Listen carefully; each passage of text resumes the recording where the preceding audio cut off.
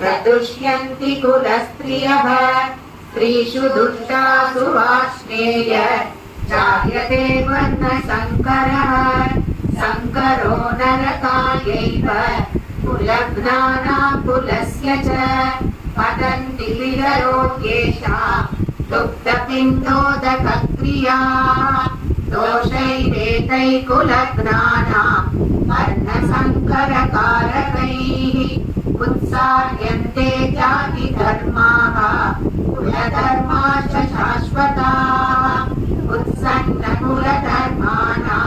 मनुष्याणां जनार्दन नरके नियतं वासः भवतीत्यनुशुश्रुम अहो बत महत्पापं कर्तुं व्यवसिता वयं यद्राज्यसुखलोभेन हन्तुं स्वजनमुद्यता।